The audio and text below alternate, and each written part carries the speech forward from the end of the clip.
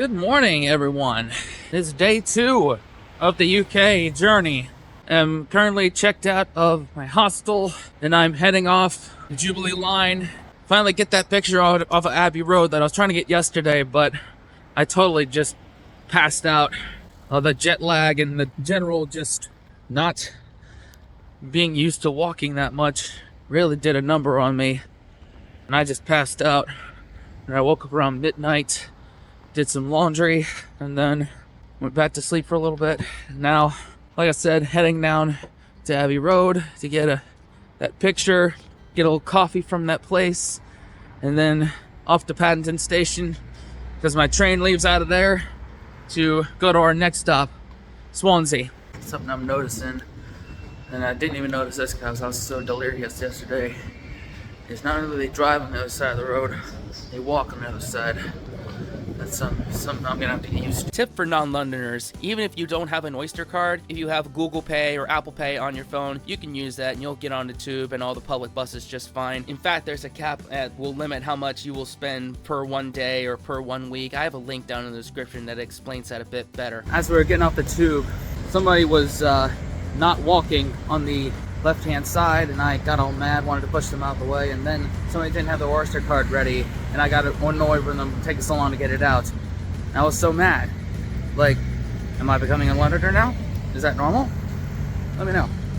I'm here to do 2 things: piss off the locals and drink coffee. And I'm all out of coffee.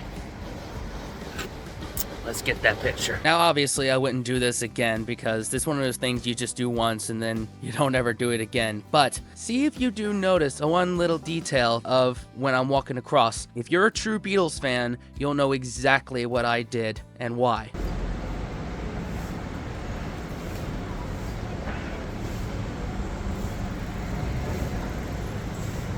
And just gonna wait on the traffic to clear up again and let some kind soul let me cross again, to be as respectful as possible, even though this is quite annoying to the locals, I know. This walk was John Cleese inspired, even though definitely Basil Fawlty and everyone in the Monty Python Ministry of Silly Walks would rate that very horribly. But hey, feel free to screenshot any of those poses I did, put your best caption on it, and send it to us via DM on Instagram at EmbraceTheSuck21. We may feature you on your page if it's any good. My 15-year-old self that bought the Beatles 1 with their own money for the first time is really proud, and every local hates me. Let's go to Swansea. By the way, this channel Oasis built, and y'all didn't tell me about this. Someone dropped the ball here. Let's see how it tastes first. Bottoms up. Fruity. Come on, y'all. Somebody messed up here. It's just really good. I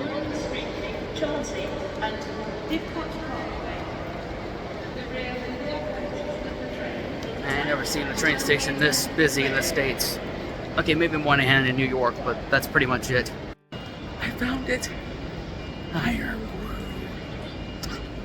Scotland, y'all. Even though the coaches were definitely less expensive, the trains were a lot quicker and helped me fit a lot more activities in throughout the trip. Plus, I used this app called TrainPal. Not a sponsor, but I'll put a link to them in the description. They really helped me find a lot of off-peak train times and some very heavy discounts. I highly recommend them. Observation of train stations.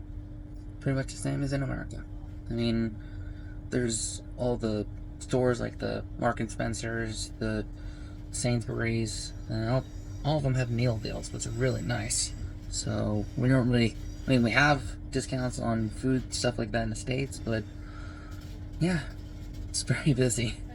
Haven't really seen that in the States, except in the bigger cities. My first cup of tea in the UK, and now I'm not doing the milk. I've done it before. It was okay, but I prefer it without it. Sue me.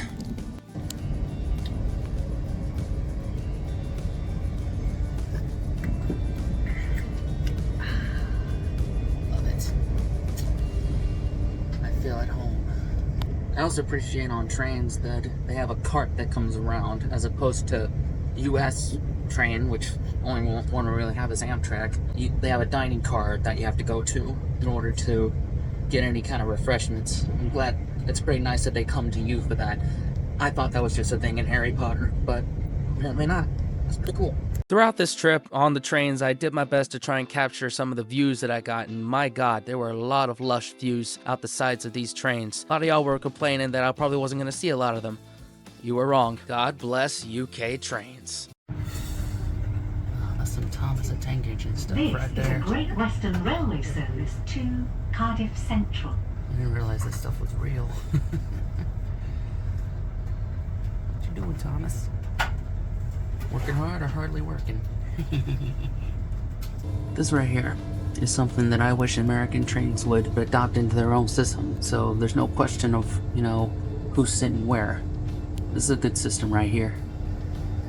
That way there's no question. Then again, Americans can be very rude and just sit wherever. This way there's no question. This is something I'm gonna have to get used to. I don't know what any of this means. Plus, I don't trust none of y'all if you're saying, oh, this is what this means in Welsh.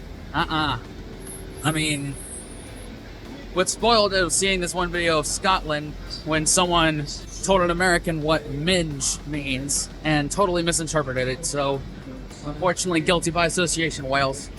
We'll see though. This was obviously just a quick stopover in Cardiff to catch a connecting train to Swansea. I'll be back here tomorrow. I think Wales was one of the more beautiful sights, very underrated in the UK. I'll get to that part a bit later in this vlog series, but for now, let's explore our first city, which many of you questioned why I chose this as our first one, but I stand by my decision. Let's go to Swansea. Made it to Swansea, y'all. The movie Twin Towns suggests that this is a pretty city. Is it? I'll be the judge of that. Come to my only hotel that I'm going to be staying at for this entire trip. It's the Dragon something here in Swansea. There's my view. I'll look around of what all is here. Aside from like Biscoff and tea and a kettle in the room, there's really not that big of a difference between US and UK hotels. I'll explain more of the little nuances of UK and US homes in the Newcastle episode. Be sure you're subscribed, that way you don't miss that one. First stop was the Swansea Indoor Market, which was voted by the Great British Market Awards 2024 as Britain's best large indoor market. My friend Sam was adamant that I had to get a traditional Welsh cake. And I did. I got 3 regular Welsh cakes and 3 chocolate chip ones. And oh my god, these were heavenly.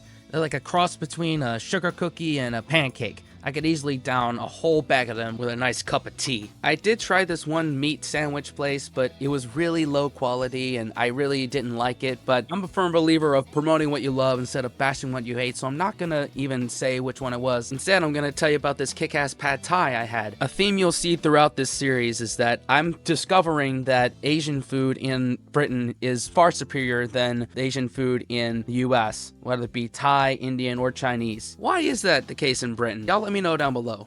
Smells like piss around this area. Must be where some parties happen. Can't say the same about Mumbles. This place was actually quite clean, quite cute, quite quaint, and quite peaceful. I'm gonna let the ocean speak for itself.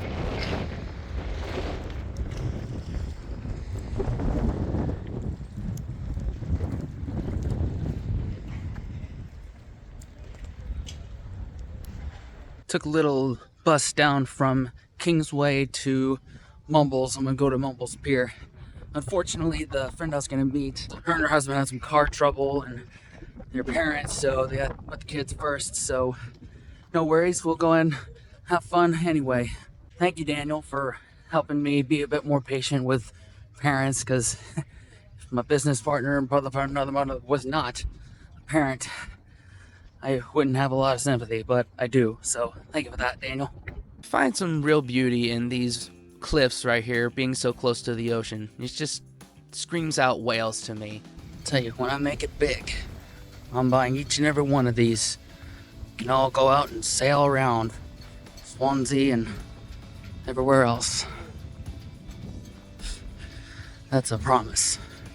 An empty one, but a promise nonetheless. We are at Mumbles Pier. Obviously it was a Wednesday, so it was a bit less crowded than it would be if I came on a weekend, but I could see why families come here on weekends because it's quite a family friendly place. Ferris wheel, they got an arcade, they got a cafe, they got a pier you can go fishing with, and of course they've got a chippy. Copperfish Takeaway was the site of my first fish and chips in the UK. Of course, I got it with plenty of vinegar, plenty of salt, and a side of tartar sauce, and some brown gravy. I'm not a big fan of peas, so I didn't get mushy peas. Sorry to disappoint anybody who was hopeful that I'd try that. But this fish and chips slapped. The fish was perfectly flaky and juicy on the inside. The batter was perfectly crispy on the outside. Chips were perfectly cooked on the inside, not overly salty. If you know, you know. Tartar sauce complemented the fish perfect, and man, I could drink that brown gravy. It was so good. By the way, I'm a firm believer that in order to enjoy any kind of seafood, particularly fish and chips, you have to be looking right at the sea. I mean, am I wrong to assume that? Having spent half my life in Maryland, pretty much half the state is surrounded by the sea, I've become accustomed to good seafood. I can't travel too far from water and get seafood. That's just how I am. At this point, I was definitely not used to walking so much. Unfortunately, the next segment is not going to make it into any feetfinder.com account. I'm sorry to disappoint. Oh my lord, yes! Oh god. My feet are killing me right now. This is amazing. And yes, I took my shoes off. Oh, this walking's killing me. This is much needed, and it's freezing.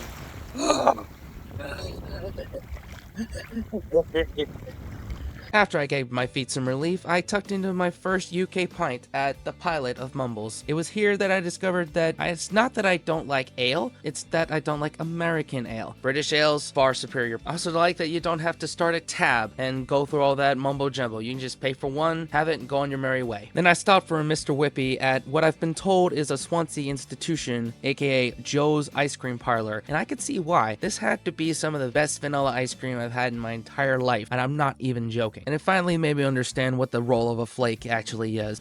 So something I've noticed, particularly in Swansea, and I don't know if this is all of the UK or all of just Wales in general, a lot of stores are really leaning towards cash. Like, all of London was mostly, you know, card and contactless, but they seem to be really pushing cash around here. Cash is king, and like every other store has that. Let me know if that's, is that a regular thing around here? And by the way, Mr. Whippy. My teeth are sensitive. I should have done that.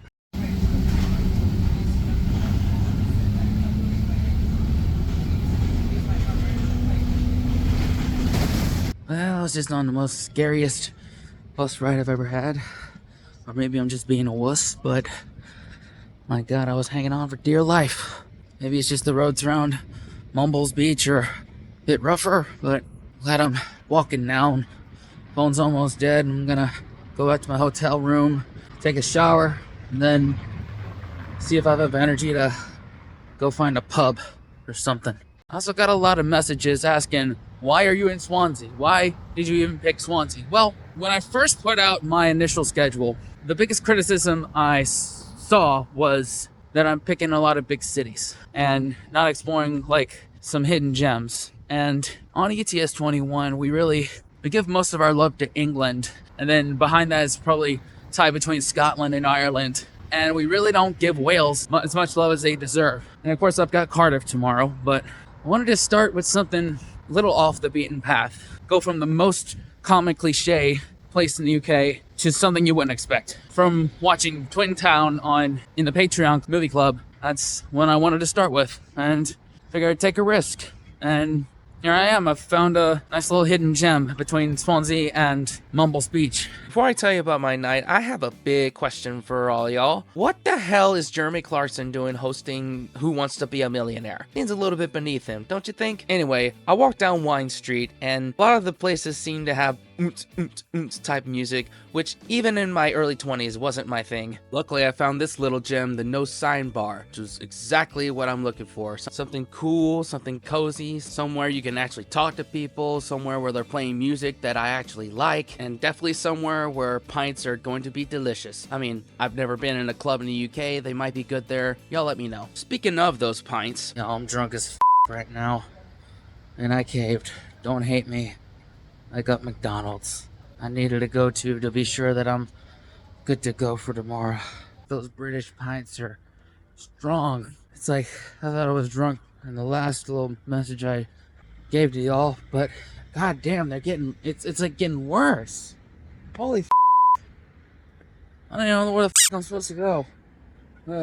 Oh, okay, there's my hotel. Okay.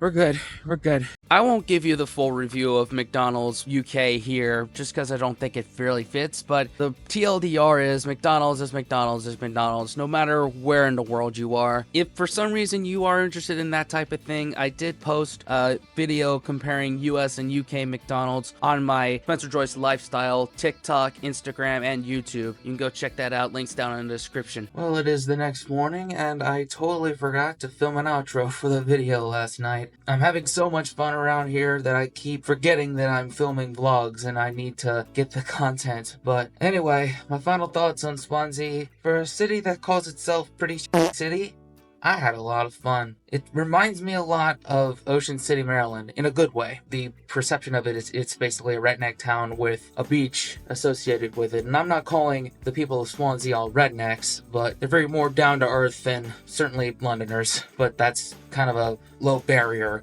right there. But I had a lot of fun there. It's a good, quaint beach town with a lot more to offer than meets the eye. Like Wine Alley is a very fun area. I mean, I'm not too big into loud clubs anymore because I really don't have anybody to impress, but I did find a nice quiet no name or no sign bar, whatever that was called, and I really enjoyed that. Also, Mumbles Pier was a lot of fun, just Mumbles in general. For anybody that's on the fence about going to Swansea, I'd say the city that calls itself pretty shitty city isn't really that. That's my final thoughts. Let me know what you think. If you're new here, hit that subscribe, drop a like, go watch another video somewhere around my face, and see y'all tomorrow in Cardiff. Love y'all. Thank you for changing my life.